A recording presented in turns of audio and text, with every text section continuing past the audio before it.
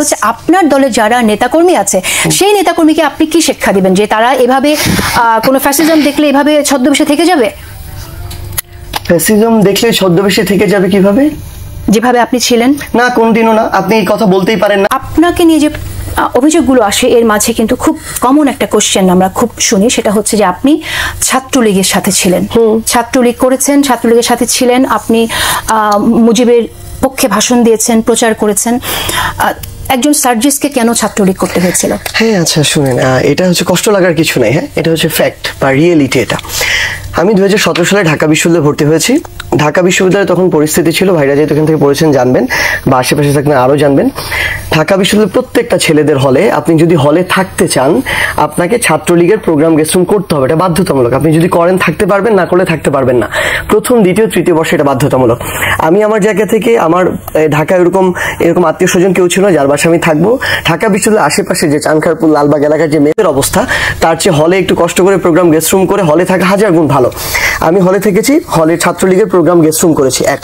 দ্বিতীয়ত, বিশেষ করে হল, বিশ্ববিদ্যালয়, সেন্ট্রাল কোথাও কোনো কালেও আমার ছাত্রলীগের কোনো পোস্ট ছিল না।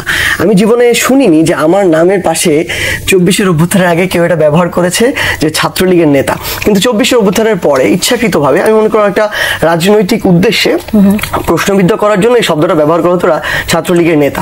এবার আরেকটা জিনিস বলি, যেটা আপনি বললেন যে বঙ্গবন্ধুরিয়া, আমি আমার জায়গা থেকে বিতর্ক করতাম শিক্ষা জীবনে, পুরো বিশ্ববিদ্যালয় লাইফে। এটা আমার বিশ্ববিদ্যালয় যারা সার্কেলে আছে তারা ভালো করে জানবে। হ্যাঁ, আমি শেষ করছি আমার কথাটা। তো এই বিতর্ক, সংসদীয় বিতর্ক হয়, বারোয়ারি বিতর্ক হয়, উপস্থিত বক্তৃতা হয়। তো আমার সবচেয়ে বেশি পুরস্কার হচ্ছে বারোয়ারি বিতর্কে। একটা হচ্ছে করোনার সময় অনলাইনে বিতর্ক প্রতিযোগিতা আয়োজন করা হয়েছিল। আমার ঘরে, ওই ঘরের রুমে বসে ভিডিও করা, ওই ভিডিওগুলো জমা দিতে হতো। এরপরে ভিডিও অ্যানালাইসিস করে যাদেরটা ভালো হতো তাদেরকে পুরস্কার দিত। তো যখন আমি একজন প্রতিযোগী, আমি দুইটা জিনিস দেখবো, আমার টপিক কি, সেকেন্ড হচ্ছে আমার কন্টেন্ট তৈরি করে আমার জিততে হবে, চ্যাম্পিয়ন হতে হবে। এক। 2 নম্বর একটা ভিডিও চোখে পড়ে, এটা হচ্ছে মহসিন হলের মাঠে হয়েছিল, আয়োজন করেছিল Dhaka university alumni association. Topic ছিল আমার বঙ্গবন্ধু। আমি হল চ্যাম্পিয়ন হয়েছিলাম। এরপরে বিশ্ববিদ্যালয়ের 18টা হলের আরেকটা ফাইনাল স্টেজ হয়, সেখানে আমি অংশগ্রহণ করি, আবার সেখানে অংশগ্রহণ করি চ্যাম্পিয়ন হওয়ার জন্য। তাহলে আমার কি হবে?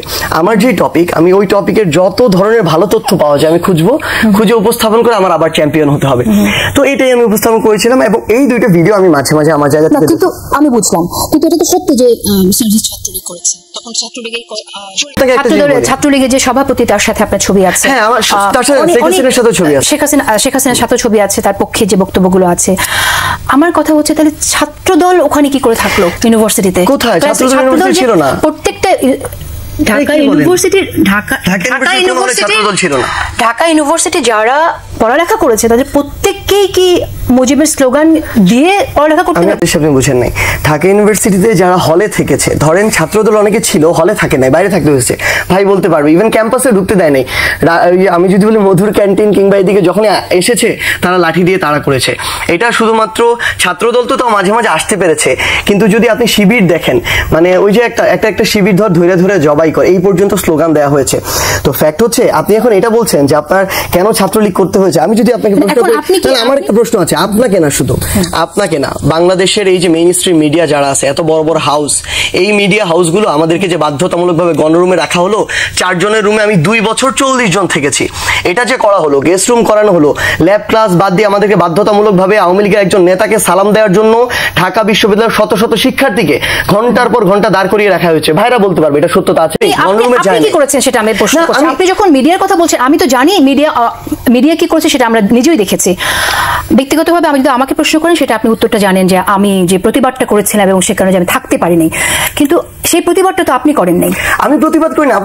আপনার কি মাথা ঠিক আছে এই মুহূর্তে? আমাকে শুনেন, আপনি এতটা দীর্ঘ জুলাইয়ের 4 তারিখে, আমার কথা শুনেন, জুলাইয়ের 4 তারিখে ঢাকা বিশ্ববিদ্যালয় থেকে আন্দোলনের নেতৃত্বে সারি প্রথম সারিতে যারা ছিল, তাদের মধ্যে যাকে প্রথম ছাত্রলীগ হল থেকে বের করে দিতে নিছে, তার নাম হচ্ছে সার্জিস। আমি শেষ করব। এই জুলাই অভ্যুত্থানের নেতৃত্বে সর্বপ্রথম 5ই জুন যারা একসাথে মিলে 6 জুন শহীদ মিনারে 3টায় প্রোগ্রাম অর্গানাইজ করে, তাদের মধ্যে একজনের নাম সার্জিস।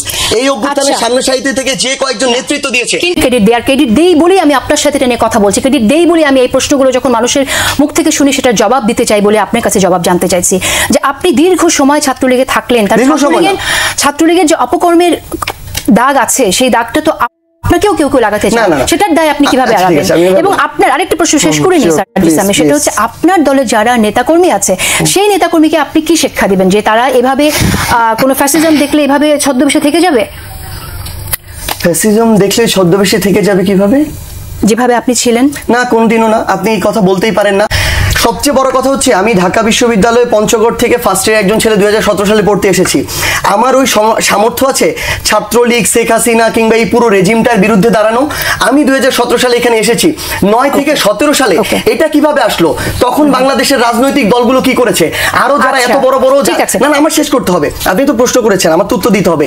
এই যে এত বড় বড় স্টেক হোল্ডার যারা এখন নিজেদেরকে অনেক বড় কিছু দাবি করে, তারা তাদের জায়গা থেকে কি করেছে?